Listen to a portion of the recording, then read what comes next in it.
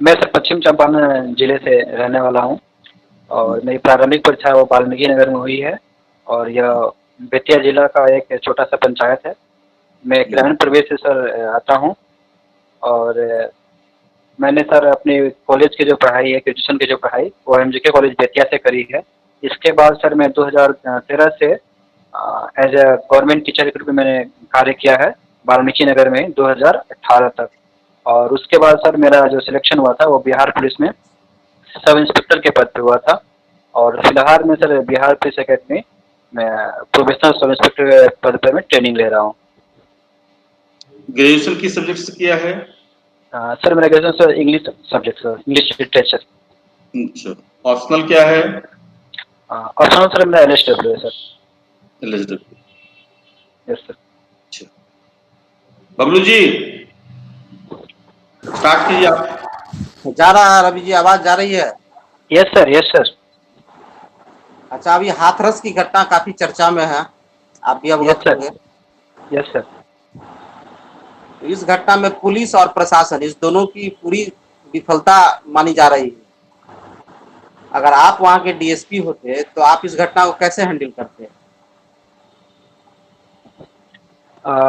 Sir एक बात मैं कहना चाहूँगा कि पुलिस और प्रशासन की जो विफलता की बात की है, मैं पूरी तरह से इस बात को सर मैं नकारता नहीं हूँ, लेकिन सर मैं एक बात कहना चाहूँगा कि पुलिस और प्रशासन का एक और फर्ज होता है कि लॉ एंड ऑर्डर मेंटेन करना। तो सर जैसा कि सर विदित है कि पुलिस ने जो उस पीड़ित जो महिला थी जिसके साथ इस प्रकार के हादसे हुए थे, तो उसका सर रात में उसको क्रीमेट किया गया था। तो वहाँ पे सर उसका सबसे बड़ा रीजन था कि वो लॉ एंड ऑर्डर को मेंटेन करना।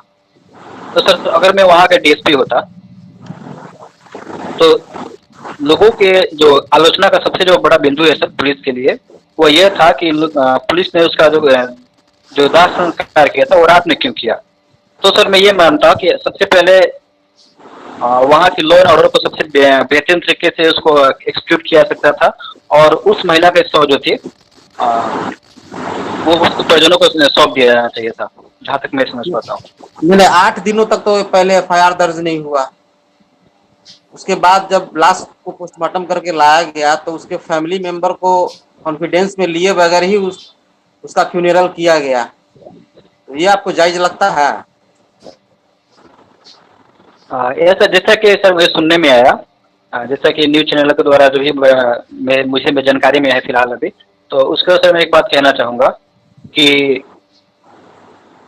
सर 8 दिन जो एफआईआर लॉन्च नहीं किया गया था, तो उसमें सर एक बात थी कि पुलिस का कहना था, वहाँ के जो लोकल एसएचओ थे उन्होंने कहा था कि महिला का होश नहीं आया। शुरू में सर इसका छेड़खानी का मामला दर्ज किया गया था, बाद में सर जाके इसको गैंग रेप में सर परिणित कर दिया गया था, क्योंकि जो महिला ने कहा कि होश आया तो उसके साथ जब हुआ तो उसने क्लियरली जो बताया कि मेरे साथ क्या हुआ है, तो उसको सर गैंग रेप के जो धाराएं थी उसमें परिणित कर दिया गया था।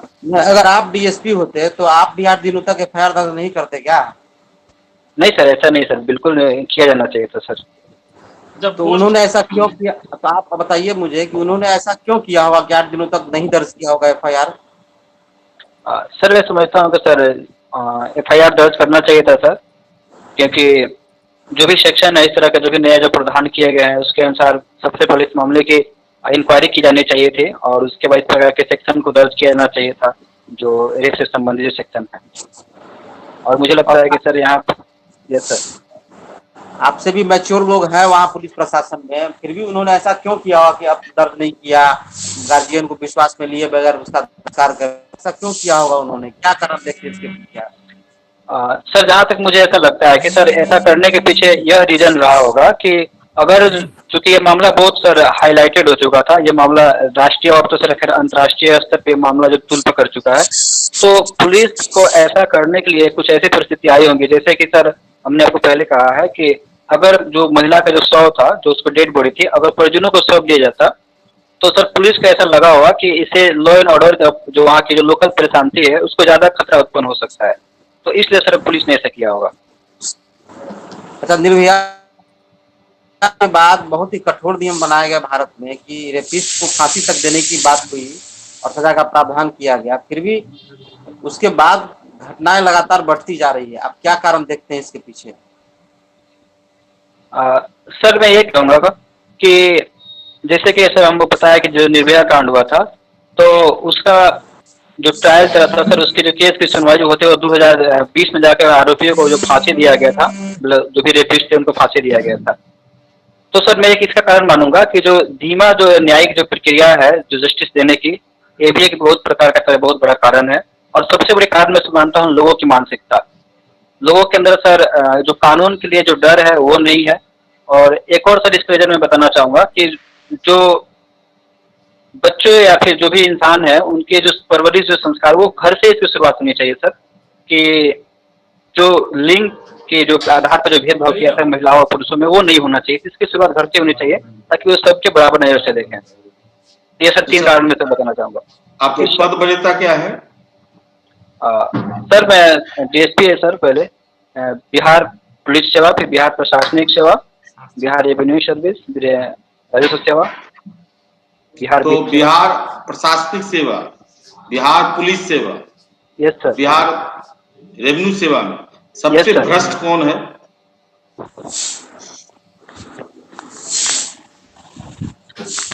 सर इसमें से मैं किसी को सर भ्रष्ट नहीं मानता हूँ, क्योंकि कोई सेवा सर भ्रष्ट नहीं हो सकती है। हो सकता है कुछ कतिपय लोग ऐसे होते हैं जो अपनी राजनीतिक दबाव या फिर अपने कुछ निजी स्वार्थ की वजह से गलत फायदा उठाते हैं, लेकिन इसकी वजह से सर कोई सेवा सर भ्रष्ट नहीं कहा जा सकता। बिहार पुलिस सेवा के बारे में कहा जाता है कि यह भ्रष्ट भी है और भयाक्रांत भी करती है। सर भ्रष्ट बिहार पुलिस सेवा के बारे में कहा जाता है कि यह भ्रष्ट भी है और लोगों को भयाक्रांत भी करती है। तो आप एज ए डीएसपी इन दोनों समस्याओं को कैसे हैंडल करेंगे? सर इस पे मैं सर एक बात कहना चाहूँगा कि बिहार पुलिस जो सर इसके बारे में लोग ऐसा कहते हैं कि आक्रांत है या फिर भय फैलाती है या फिर, तो सर मैं समझता हूँ कि पुलिस के सर 2 रूप होते हैं। और जो सर समाज के जो अच्छे लोग हैं, जो अच्छे तबके से हैं सर, उनके लिए पुलिस हमेशा खड़ी रहती है। बिहार पुलिस की सर बात करता हूँ तो सर आज ही जो लॉकडाउन हुआ था, जो कोरोना जैसी महामारी में, सब बिहार पुलिस ने बहुत अच्छा काम किया। बिहार पुलिस की बहुत जगह सराहना भी हुई थी। और सर दूसरी बात जिसे आपने कहा कि ये भय आक्रांत लोगों के अंदर भय फैलाता है, तो सर ये उनके लिए है जो समाज में अशांति परेशांति को भंग करते हैं, अशांति फैलाते हैं और जो भी मतलब गरीब तबके से शोषण करते हैं, जो अत्याचारी और जिसपे जो गलत लोग हैं उनके साथ सर इस प्रकार का माहौल सर पुलिस बनाती है ताकि समाज में प्रशांति कायम रख सके। हाथरस में तो ऐसा ही देखा गया है, जो कमजोर है उसको भयाक्रांत कर रही है पुलिस और जो मजबूत है उसको संरक्षण दे रही है। Yes sir. सर इसमें मैं ये कहना चाहूँगा कि इसके पीछे सर 2 कारण है। पहली बात है कि सर जैसे कि मैंने आपको पहले बताया कि सर इसके पीछे एक कारण था और वो है कि लॉ एंड ऑर्डर को मेंटेन करना, जिसके कारण पुलिस ने कदम उठाया। दूसरी चीज़ हो सकता है सर कि कुछ राजनीतिक दबाव रहे होंगे, जिससे मैं क्लियरली नहीं डिफाइन कर पा रहा हूँ, लेकिन हो सकता है कुछ राजनीतिक दबाव रहेंगे जिसकी वजह से पुलिस को ऐसा कदम उठाना पड़ा था। क्योंकि जहाँ तक मेरे नॉलेज में है कि इसी वजह से सर वहाँ के जो एसपी थे, सीओ थे और वहाँ के जो थाना को सस्पेंड कर दिया गया था। तो कहीं न कहीं उनके अंदर ऐसा लगा होगा कि कुछ उन्होंने गलती करा है जिसकी वजह से सस्पेंड किया गया। लेकिन आईपीएस एसोसिएशन का मानना है जो गलती प्रशासन क्षेत्र का भी था, तो सिर्फ पुलिस के पदाधिकारियों को ही सस्पेंड क्यों किया गया? वहाँ के डीएम या एसडीएम दोनों सस्पेंड क्यों नहीं किया गया? क्या आपको क्या लगता है इस बारे में जो सही बोला गया है आईपीएस एसोसिएशन के द्वारा? यस सर, तक मैं समझ पाता हूँ सर कि कुछ ऐसे वीडियो जो वायरल हुए हैं जहाँ पे डीएम सर के कुछ ऐसे स्टेटमेंट आए हुए हैं जिसके लोगों ने काफ़ी तीखी आलोचना की है। तो सर मुझे लगता है कि सर गलती दोनों तरफ से हुई है। तो आईपीएस एसोसिएशन का सर मांग सही है, अगर कार्रवाई हो तो एसपी और डीएम दोनों के ऊपर होनी चाहिए थी सर। तो सर मैं आईपीएस एसोसिएशन की जो मांग है उससे मैं सहमत हूँ। अच्छा, अभी 3 बिल जो है, यस सर, खासकर किसान को लेकर के बहुत चर्चा में रहा है। यस सर जी, बताइए तो क्या सब बिल था? सर एक बिल था sir commodity essential commodity amendment act है सर। इसमें सर कुछ ऐसे जो फूड ग्रेन से कुछ ऐसे अनाज से कि धान, चावल, मक्का, इनको सर एसेंशियल जो खाद्य सामग्री थी उनसे इनको बाहर निकाल दिया गया था। और सरकार जो पहले थी कि जमाखोरी जो था सर, वो जमाखोरी सर पहले गैर कानून हुआ करता था, लेकिन अब गवर्नमेंट कह रही है कि नहीं, अब आप जमाखोरी जो है वो गैर कानून नहीं होगा, इसको बाजार में पूरी तरह से स्वतंत्र छोड़ दिया गया है। और एक सर एक्ट है सर, उसका पूरा नाम तो सर मुझे याद नहीं आ रहा है, लेकिन सर कॉन्ट्रैक्ट फार्मिंग कह सकते हैं। तो कॉन्ट्रैक्ट फार्मिंग में क्या है सर कि जो भी बड़े जो उद्योगपति हैं, जो फिर बड़े जो स्टॉक होल्डर, जो भी बड़े जो किसान हैं, तो उनकी जो फसलें होंगी या छोटे किसान उनकी फसलें होंगी, वो बाहर के जो कॉन्ट्रैक्टर होंगे वो खेती करने से पहले ही सर उस पूरे फसल को सर कॉन्ट्रैक्ट कर लिया जाएगा एक निश्चित दर पर, और वहां से उन फसलों को सर वे कॉन्ट्रैक्ट के हिसाब से वे कर देंगे। लेकिन सर किसानों का इसमें विरोध ये है कि गवर्नमेंट ये कह रही है कि जो भी किसान जो अपनी फसल सर उपजाते हैं उन्हें, यस सर, आवश्यक वस्तु अधिनियम जो 1955 का, यस सर, इससे फायदा क्या है? उसमें जब किसी वस्तु को डाल दिया जाता है तो इससे फायदा क्या है जनता देश को? सर इस अधिनियम में कहा गया था कि कुछ ऐसी जो वस्तुएं थे जिनमें 22-23 कुछ फसलों के सर नाम थे उसमें, तो उन वस्तुओं का सर भंडारण करना सर वो गैर कानूनी था। लेकिन सर किसानों का जो विरोध का वजह ये रहा है कि जो बड़े सर दुकानदार हैं या फिर जो बड़े होलसेलर हैं, वह उनकी वस्तुओं का सर एक निश्चित जो सरकार जो व्यवस्थित तय करती है उस पर खरीद लेंगे, और जब उन वस्तुओं का जो दाम बढ़ जाएगा तो वह ऊंची रकम पे उन्हें बेचेंगे। हाँ, तो इससे सर किसानों को यस सर, हेलो, हाँ, भारतीय श्रमिक संघ के पितामह या फादर किसे कहा जाता है?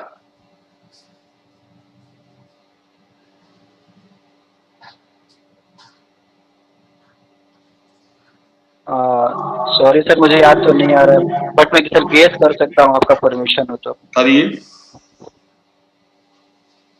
सर बीबी गिरी का सर इसमें बहुत सर नाम आता है, वो जो भारत के राष्ट्रपति भी रहे हैं, उनका सर बहुत, सॉरी सर भैया रिकॉल नहीं। श्रमजीवी पत्रिका मजदूरों के हित के लिए चलाई गई थी, इसके संपादक कौन थे?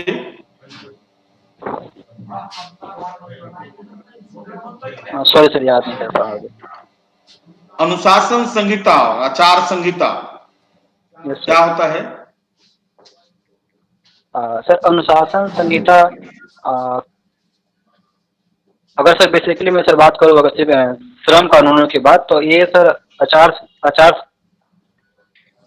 संहिता सर अभी जो वर्तमान में जो चुनाव की प्रिपरेशन लागू है नहीं, LSW में आपने पढ़ा होगा अनुशासन संहिता और आचार संहिता। Yes sir. हाँ, तो उसके बारे में बताइए क्या है? सर अनुशासन संहिता सर श्रम कानूनों और उसके कुछ नियमों का एक ऐसी संहिता है जिसके तहत सर जो भी उद्योग है उनका परिचालन करने के लिए और मजदूरों को किस प्रकार से वहाँ पर व्यवहार करना है और किस प्रकार से उन्हें पेश आना है, या फिर जो नियोजक संघ है, फिर जो नियोजक है उनके किस प्रकार के नियमावली होगी, क्या क्रियाविधि होगी, इससे संबंधित सर नियम उसमें बनाए गए हैं सर। क्या आचार संहिता को कानूनी दर्जा प्राप्त है? क्या यह कानून का रूप है?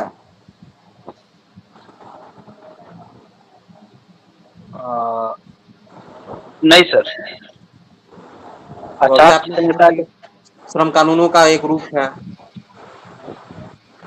सर मैं ये कहना चाहता हूँ कि कुछ उसमें ऐसी चीजें होती है जिनको नैतिक आधार पर छोड़ दिया गया, लेकिन बहुत सारे ऐसे उसके जो बिंदु हैं वह सर उस कानून के दायरे से बाहर है, उनको नैतिक आधार पर छोड़ दिया गया है। लेकिन बहुत सारी ऐसी चीजें हैं जो अभी वर्तमान में कानून के हिस्सा हैं। आचार संहिता किसके लिए है? नियोक्ता के लिए है या श्रमिक के लिए? सर इस बारे में ये कहना चाहूँगा कि सर आचार संहिता सर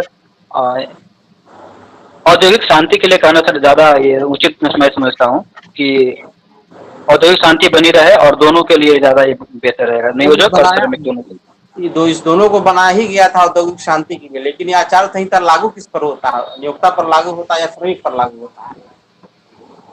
सर ये मुझे लगता है सर दोनों पे लागू होता है।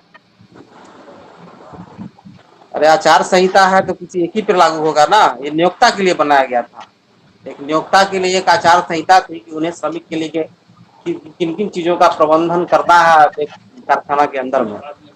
Yes sir. और किनका योगदान माना जाता है इस दोनों को बनवाने में? सॉरी सर, अभी रिकॉल नहीं कर पा रहा।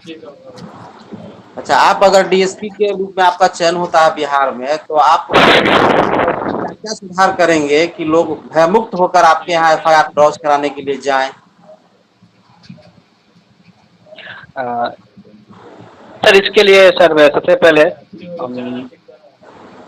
जहाँ पे सर मेरा पोस्टिंग होता है तो वहाँ पे सबसे पहले सर एक ऐसा सर एक मीटिंग या बैठक किया जाना चाहिए जहाँ पे जो भी गणमान्य लोग हैं उनको शामिल किया जाना चाहिए। उनकी समस्याओं को अच्छे से मतलब जो डीएसपी हो या फिर मैं जहाँ पे डीएसपी रहूँगा मैं सुनना चाहूँगा और लोगों से अपील करना चाहूँगा कि जो भी समस्याएं हैं वो खुल कर आके पुलिस के सामने रखे, पुलिस उनकी पूरी तरह से मदद करेगी। जिसके लिए सर सबसे पहला है कि लोगों के अंदर जो है वह इस प्रकार की जो पुलिस के प्रति नकारात्मक छवि है उसको मैं निकालना चाहूँगा। इसके अलावा सर मैं कुछ और भी मतलब इसके लिए पहले से प्लान कर रखा है कि अगर मैं सर डीएसपी के ऊपर सिलेक्शन है तो डीएसपी पद पर चयन हो जाता है तो सर मैं एक प्लान सर उसमें मैं कार्य करना चाहूँगा कि सर जहाँ भी मैं रहूँ वहाँ पर सर सप्ताह में एक दिन में अपने क्षेत्र में सर जरूर नहीं कि कोई विशेष मेरा कार्यक्रम हो, लेकिन फिर मैं क्षेत्र में घूमना चाहूँगा और गांव में सर लोगों के बीच जाकर मैं समय देना चाहूँगा ताकि लोगों के अंदर जो पुलिस के प्रति जो भय है वो भय समाप्त हो और पुलिस का ऐसा विश्वास है कि जो पुलिस जो है वह एक ऐसा ढाल है जहाँ पर लोगों की समस्या टकरा कर खत्म हो जाती है। तो सर मैं ऐसा मतलब माहौल पुलिस बनाना चाहूँगा। अभी भी तो पुलिस रूटीन वे में पेट्रोलिंग के लिए निकलती है, दोपहर में, शाम में। Yes sir. हाँ यस सर, पुलिस जो है पेट्रोलिंग निकलती है, दिवा गश्ती, संध्या गश्ती, रात्रि गश्ती होता है। लेकिन सर पुलिस का जो एक रूटीन होता है अपना कि जो इतना एरिया कवर करना पड़ता है ताकि सामाजिक तत्वों का कोई इस तरह का कोई कुकृत्य ना हो जाए। लेकिन सर अगर मैं डीएसपी होऊंगा तो सर डेफिनेटली मैं जाकर उन बस्तियों में समय देना चाहूँगा जहाँ पर सर लोगों को भय व्याप्त है। मैं उनसे आह्वान करूंगा कि आप पुलिस से डरिए नहीं, पुलिस आपकी मित्र है। इसके लिए सर मैं कुछ अपने सर से मैंने अपने सोचा है कि कुछ ऐसे कार्यक्रम या कार्यक्रम भी आयोजित करवाया जा सके जहाँ पर लोगों को इन्वॉल्व किया जा सके, जो भी कुछ स्कूल स्तर पर या फिर गांव के स्तर पर और पुलिस और पब्लिक उसमें शामिल किया जा सके। डीएसपी के रूप में आप जाके उनको इनकरेज कीजिएगा कि ठीक है आप थाने में आइए एफआईआर लॉन्च कराने के लिए, और जब वो जाएंगे तो जो थाने का एसएचओ है फिर उसको मारपीट के भगा देगा। आप कोई ठोस उपाय बताइए कि लोग एकदम भयमुक्त होकर जाके एफआईआर लॉन्च कराएं और उनका एफआईआर लॉन्च हो। सर इसके लिए दो स्तर पर सर काम किया जाना चाहिए।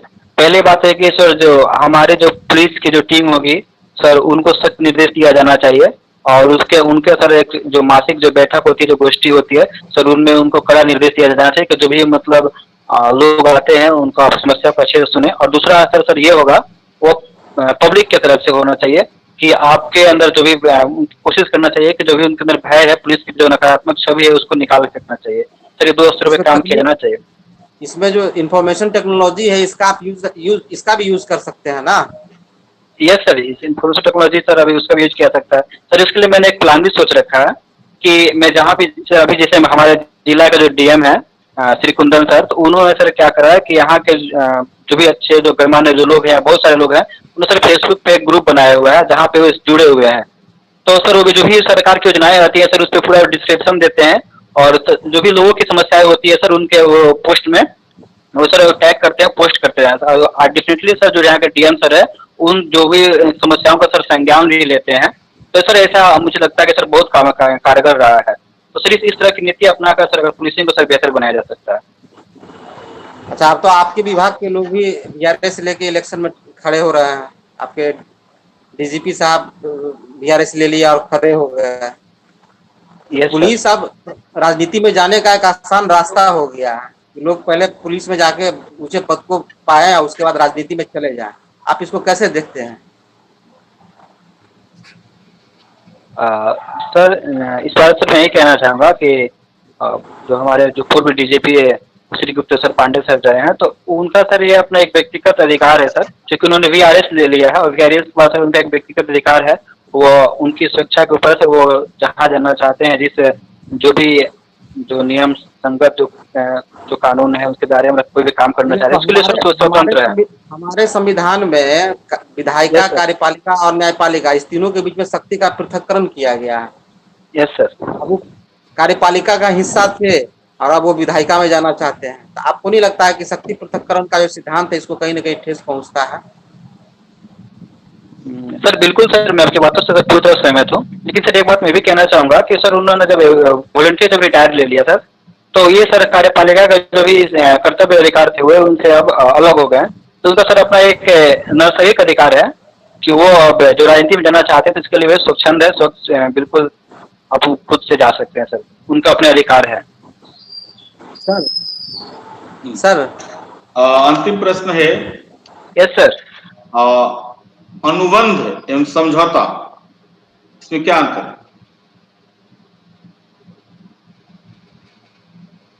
अनुबंध क्या होता है, समझौता क्या होता है?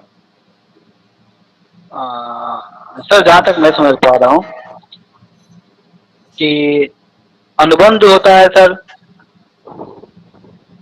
इसमें कुछ ज्यादा अंतर सर मुझे नहीं लग रहा है, लेकिन फिर भी सर मुझे ऐसा लगता है कि अनुबंध जो होता है वह एक निश्चित टर्म और कंडीशन जो होते हैं, जो निश्चित जो शर्तें होती हैं उस पर किया जाना चाहिए जहाँ पे दोनों पक्ष संतुष्ट हो।